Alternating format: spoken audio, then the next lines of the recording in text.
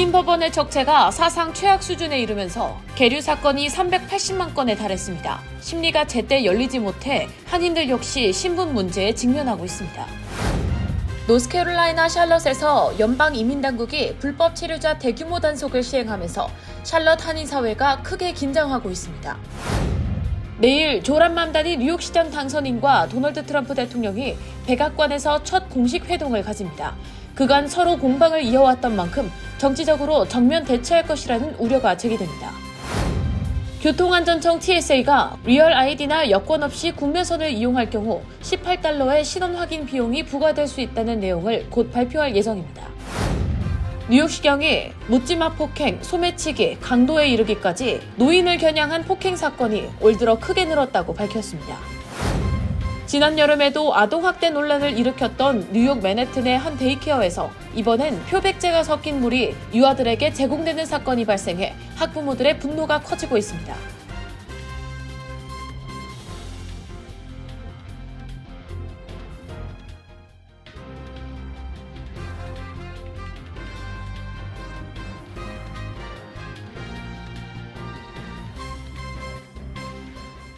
안녕하십니까? KBTV 뉴스9 이찬원입니다. 이민법원의 적체가 사상 최악 수준에 이르면서 한인들 역시 신분 문제에 직면하고 있습니다. 계류 사건이 380만 건에 달하면서 심리가 제때 열리지 못해 사실상 법원 기능이 마비되고 있다는 지적까지 나옵니다. 처음에는 합법 비자로 미국 생활을 시작했다가 중간에 서류 문제로 추방 위험에 내몰리는 한인 케이스도 적지 않은 것으로 나타났습니다. 오늘의 첫 번째 소식, 신영주 기자가 전해드립니다. 이민법원의 적체가 사상 최악 수준으로 치닫고 있습니다. 이민정책연구소에 따르면 올해 중순 기준 계류 사건은 약 380만 건, 사상 최고치를 기록했습니다. 이민정책연구소는 이민법원이 사건을 제때 처리하지 못하며 기능장애의 악순환에 빠졌다고 평가했습니다. 사실상 법원이 마비 상태에 가까워지고 있다는 겁니다. 이 같은 적체는 한인사회에도 직접적인 위기를 만들고 있습니다. LA 한국일보에 따르면 한 이민법 전문 변호사는 처음부터 불법 체류였던 케이스보다 초기에는 합법 비자로 시작했다가 중간에 학교, 직장, 체류 현장 과정에서 신분이 끊기는 한인들이 훨씬 많다고 설명합니다. 또 본 심리 날짜가 잡히지 않아 절차 자체가 멈춰 서 있는 사건이 늘고 있고 우선순위가 낮다고 분류된 사건일수록 더 뒤로 밀린다고 말합니다. 이민법원 적체가 악화된 원인은 복합적입니다. 먼저 바이든 행정부 들어 국경 망명 신청자와 신규 사건이 크게 늘었고 트럼프 행정부의 대규모 추방과 신속 송환 정책도 신규 사건을 폭증시키며 법원에 부담을 키웠다는 분석입니다. 인력 부족도 심각합니다. 올해 7월 법 개정으로 예산은 늘었지만 판사 정원은 800명, 올해 6월 기준 근무 중인 판사는 685명에 그칩니다. 이런 가운데 올해 1월 이후 139명 이상의 판사가 해고 또는 전보, 조기 퇴직으로 떠났습니다. 전문가들은 이 같은 적체를 10년 안에 해소하려면 1,300명 이상이 필요한 것으로 보고 있습니다. 행정 시스템의 비효율 역시 문제입니다. 이민심사 행정국은 여전히 종이 기반 행정에 의존하고 있어 통지 지연과 주소 오류, 결석 판결 증가 등 문제가 반복됩니다. 결석 판결의 경우 재심 신청으로 이어지며 다시 적체를 키우는 악순환이 이어지고 있습니다. 여기에 2024년 기준 전체 사건의 68%가 변호사 없이 진행되면서 절차 오류와 심리 지연 등은 더욱 커지고 있습니다. 합법 비자로 미국 생활을 시작했더라도 중간에 신분이 끊기거나 서류 문제로 심리가 지연되면 추방 위험까지 감수해야 하는 상황. 이민법원 적체가 한인들의 신분 안전망까지 위협하는 구조적 리스크로 떠오르고 있습니다. KBTV 뉴스 신영주입니다. 노스캐롤라이나 샬럿에서 연방 이민 당국이 최근 불법 체류자 단속을 대규모로 진행하면서 현지 한인 사회가 크게 긴장하고 있습니다. 조자 한국인 구금 사태 이후 불안이 이어지는 가운데 샬럿 한인 사회는 안전 안내를 잇따라 배포하고 지역 업소들도 영업 시간을 조정하고 있습니다. 보도에 신영주 기자입니다. 남동부 최대 도시인 노스캐롤라이나 샬럿에서 연방 관세 국경 보호청이 며칠 전에 실시한 대대적인 불법 체류자 단속 이후에도 한인사회 불안감은 계속되고 있습니다. 특히 샬럿과 파인빌 지역 한인업소 앞에서 체포 사례가 확인되면서 지역 대표 한인마트는 폐점 시간을 오후 9시에서 7시로 앞당기는 임시 조치를 시행하고 있습니다. 연방관세 국경보호청은 지난 15일에서 16일 이틀간 총 130명을 체포한 것으로 알려졌습니다. 남사라 샬럿 회장은 아직 한인들의 직접적인 피해는 없었지만 단속이 주 전역으로 확대되고 있어 지역사회가 불안해하고 있다고 전했습니다. 샬럿 한인회는 단속 직후부터 커뮤니티를 중심으로 안전공지와 행동수칙을 빠르게 공유하고 있습니다. 좀 피해가 있긴 있었는데 샬롯 한인인들은 직접적인 피해는 없었지만 지속적인 대규모 단속으로 한인들이 비즈니스 피해가 있고요. 매출 감소하고 직원들의 출근 거부 일부 확인이 돼서 지역 언론과 공식적인 채널을 주시하면서 계속적으로 한인들에게 외출 자제, 신분증 지참, 또 위험 장소를 가지 않는 그런 안전 수칙을 지속적으로 안내해드리고 있습니다. 지금까지도 IC 이민 단속 요원들이 샬롯 시내 곳곳 생활권이 많은 종에 집중적으로 배치되어 있어서 해당 지역 상권 한인 업소들도 외에 없이 단속 대상이 되고 있음을 공식 확인했습니다. 노스캐롤라이나는 지난 9월 한국인 근로자 대규모 구금 사태가 있었던 조지아주와 인접한 지역으로 최근 상황이 다시 겹치며 불안감이 더욱 커지고 있습니다. 샬럿에서 시작된 불안이 인근 도시와 타주까지 번지는 상황에서 각 지역 한인 사회는 당분간 경계를 늦추지 못하고 있습니다. 애틀란타 주재 총영사관은 현재까지 노스캐롤라이나에서 한인이 직접 단속이 된 사례는 확인되지 않았다며 샬럿뿐만 아니라 랄리, 그린즈버러, 애쉬빌 등 각 지역 한인회와 비상연락 체계를 마련해 안전 관련 정보를 지속적으로 공유하고 있다고 전했습니다. 이런 가운데 뉴욕시에서도 연방정부가 이민 단속을 강화하겠다고 공식 예고한 상태여서 동남부 지역뿐만 아니라 동북부 대도시 한인사회도 긴장 속에 대응책 마련에 나서고 있습니다. KBTV 뉴스 신영주입니다. 내일 조란 맘다니 뉴욕시장 당선인과 도널드 트럼프 대통령이 백악관에서 첫 공식 회담을 가집니다. 그간 서로 날선 공방을 이어왔던 만큼 정치적으로 정면 대치할 것이라는 우려도 나오고 있습니다. 이런 가운데 맘다니 당선인은 내년 1월 1일 임기가 시작되면 첫날부터 추진할 최우선 과제로 임대료 동결을 공식 선언했습니다. 김은지 기자가 전합니다. 뉴욕시 차기 시장으로 당선된 조란 맘다니와 도널드 트럼프 대통령이 이번 주 금요일 워싱턴 DC에서 첫 회동을 가질 예정입니다. 두 사람은 선거 기간 내내 날선 비난을 주고받으며 정치적 극단을 상징해왔기 때문에 이번 만남은 사실상 정면 충돌의 무대가 될 것이라는 전망이 나오고 있습니다. 트럼프 대통령은 어젯밤 SNS에 맘다니 당선인을 금요일 오벌 오피스에서 만난다고 직접 공개하며 맘다니 측의 면담 요청을 수락했다고 밝혔습니다. 맘다니 캠프도 백악관과 조율이 이루어졌음을 확인했습니다. 맘다니 측은 이번 만남에서 공공안전과 경제적 안정, 그리고 생활비 부담 완화 등 핵심 정책들을 논의할 계획이라고 밝혔습니다. 맘다니는 당선 연설에서 뉴욕이 대통령을 이기는 길을 보여주겠다고 말하며 트럼프 행정부의 정책 기조와 선을 긋는 모습을 보여왔습니다. 트럼프 역시 맘다니를 공산주의자라고 비난하며 뉴욕시 연방 지원 축소 가능성을 언급하는 등 대립각을 세웠습니다. 그러나 최근에는 맘다니가 내세운 생활비, 식료품 부담 완화 정책에 대해 트럼프 측이 다소 온건한 태도를 보이고 있어 이번 회동이 양측 관계의 전환점이 될지 관심이 집중되고 있습니다. 한편 맘다니 당선인은 취임 직후 가장 먼저 추진할 정책으로 렌트 가이드라인 위원회의 임대료 동결을 발표했습니다. 맘다니는 2026년 1월 1일 취임 즉시 가장 먼저 할 일은 200만 명이 넘는 렌트 안정화 세입자의 임대료를 동결하는 것이라고 말했습니다. 맘다니 당선인은 임대료 동결, 무상버스 시스템 구축, 보편적 보유 서비스 확대, 이렇게 세 가지를 주요 공약으로 내세웠습니다.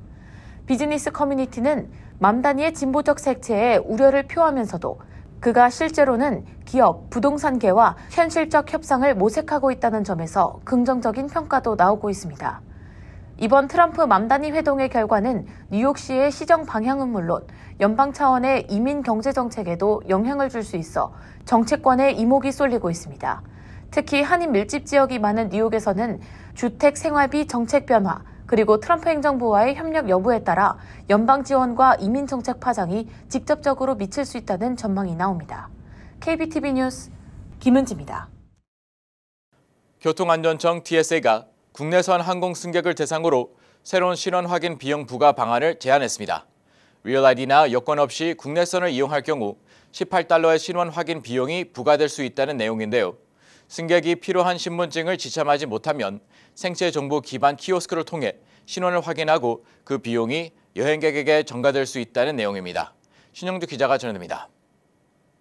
리얼 아이디나 여권이 없는 항공 승객은 앞으로 $18의 비용을 내야 보안 검색대를 통과할 수 있게 될 전망입니다. 이는 미 교통안전청이 새로 제안한 규정에 따른 것입니다. 교통안전청은 이번 주 목요일 연방관보에 게재될 예정인 새로운 규정에서 필요한 신분증을 제시하지 못한 여행객은 생체 정보 기반의 신원 확인 키오스크를 통해 신원을 확인받게 된다고 밝혔습니다. 이때 부과되는 $18 요금은 10일간 유효하며 새 기술 도입 비용 충당에 사용될 예정입니다. 시행 시점은 아직 명확하지 않습니다. 이번 규정은 연방관보에 게재되면서 공식적인 의견 수렴 절차가 시작됩니다. I think people should really get their real ID, expedite everything. Yes, because they had plenty of warning to get it, and I think that they should have gotten it by now if they're travelers. 리얼 아이디 법안은 2001년 9.11 테러 이후 2005년 의회를 통과했으며 여러 차례 시행이 미뤄진 끝에 2025년 5월부터 본격 시행됐습니다. 교통안전청 대변인은 ABC 뉴스와 인터뷰에서 이번 공지는 리얼 아이디 시행의 다음 단계라며 교통안전청은 공항 보안의 효율성과 안전을 동시에 높이기 위해 여러 기관과 협력하고 있다고 말했습니다. 새 시스템은 리얼 아이디 또는 여권 없이 공항 보안 검색대로 가면 교통안전청이 현대화된 대체 신원 확인 프로그램을 사용해 승객의 생체 정보와 개인정보를 기반으로 신원을 확인하고 신원 확인이 성공적으로 이뤄질 경우 보안 검색대 통과가 허용됩니다. 하지만 교통안전청은 모든 경우 신원이 확인된다고 보장할 수 없으며 추가 보안 검색이나 지연 가능성이 있다고 명시했습니다. $18는 환불되지 않으며 10일 동안 리얼 아이디 없이 여러 번 여행에도 추가 결제는 없습니다. KBTV 뉴스 신영주입니다. 뉴욕시에서 노인을 겨냥한 폭행 사건이 크게 늘고 있습니다. NYPD는 올해 들어 지난해 같은 기간 대비 약 6% 증가했다고 밝혔습니다. 길거리에서 이유 없이 묻지마 공격을 당하는 사례도 잇따르면서 시민 불안이 커지고 있습니다. 보도에 김문지 기자입니다. 뉴욕시 미드타운 한복판에서 68세 여성이 아무 이유 없이 공격을 받았습니다. 뉴욕시경에 따르면 사건은 지난 화요일 웨스트 38번가와 6에비뉴 인근에서 발생했으며 한 남성이 피해 여성을 갑자기 밀쳐 넘어뜨린 것으로 전해졌습니다.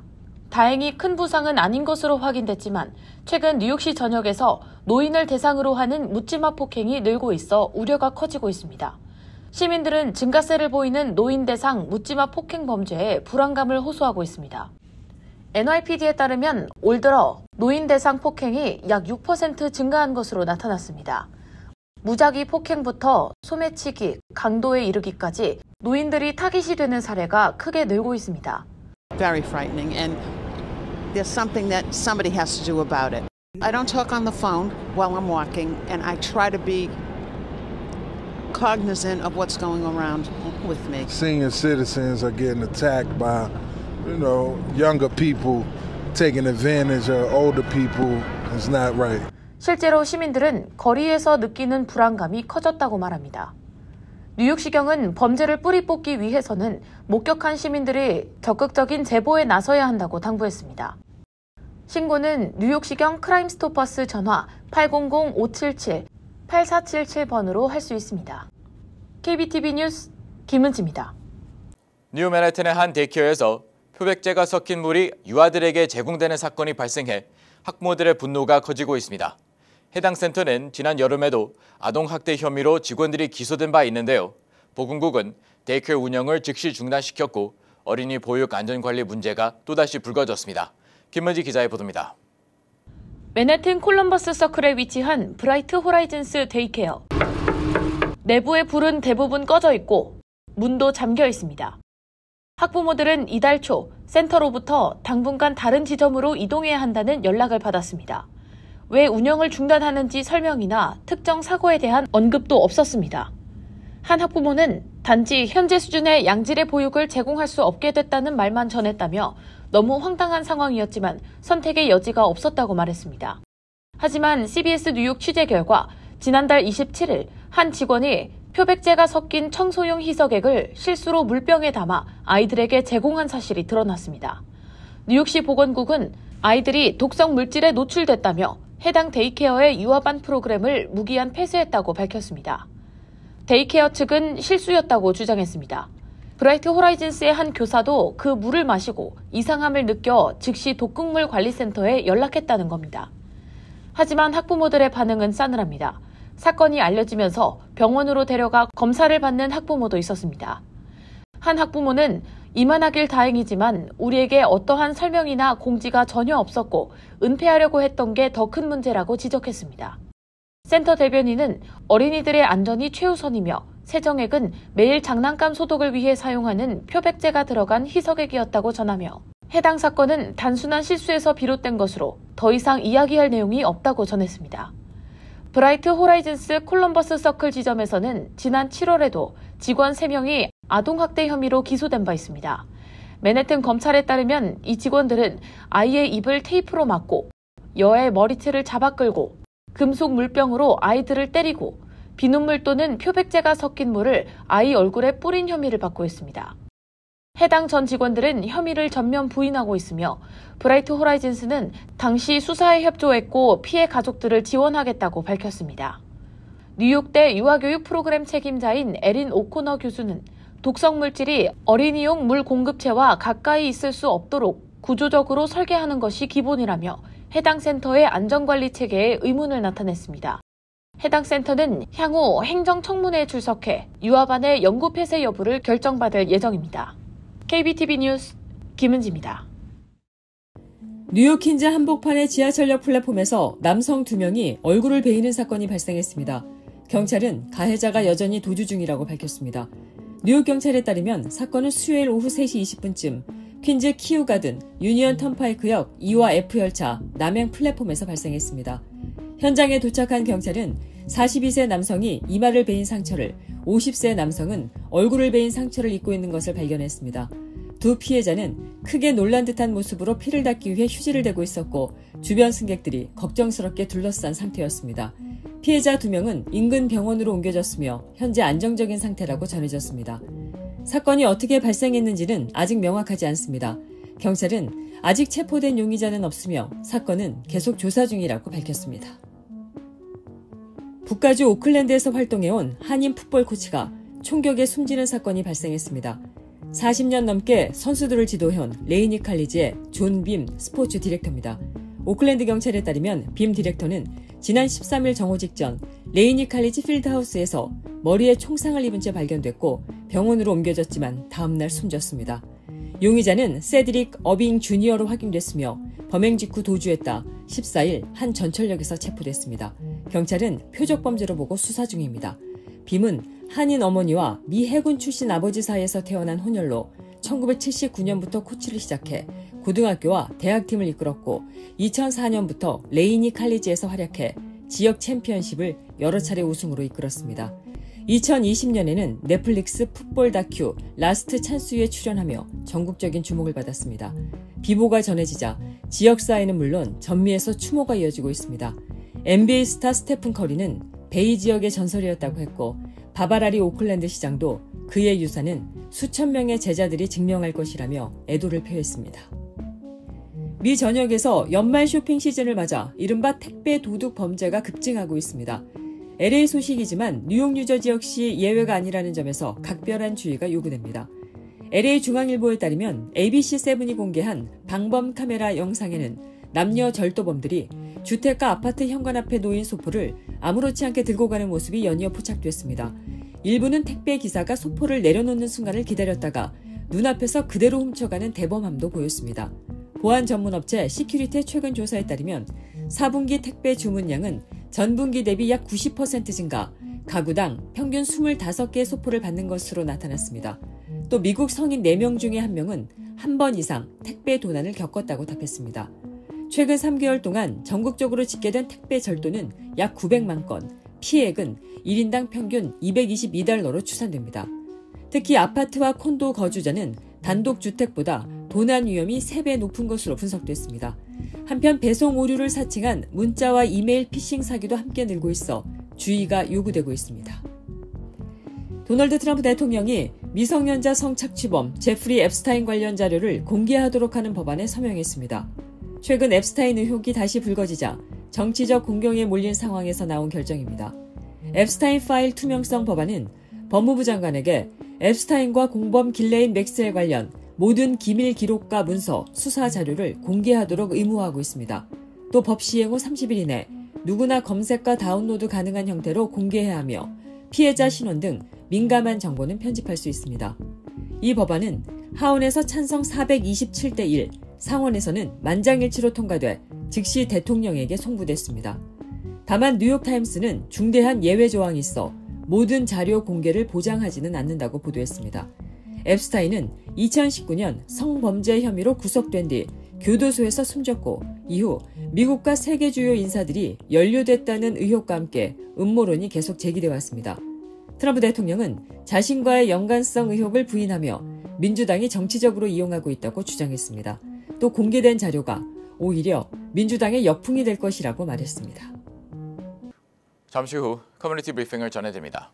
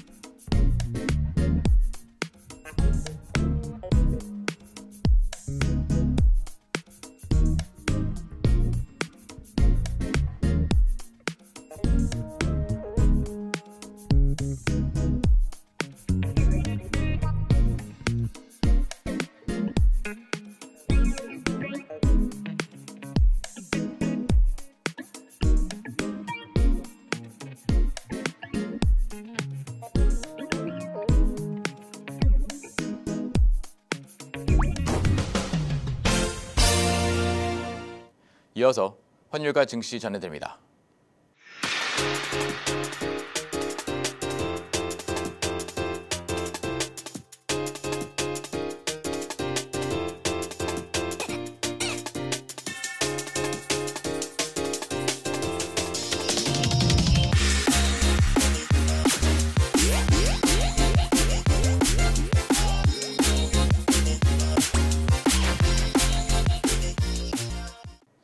잠시 후 뉴욕과 뉴저지 날씨 전해드립니다.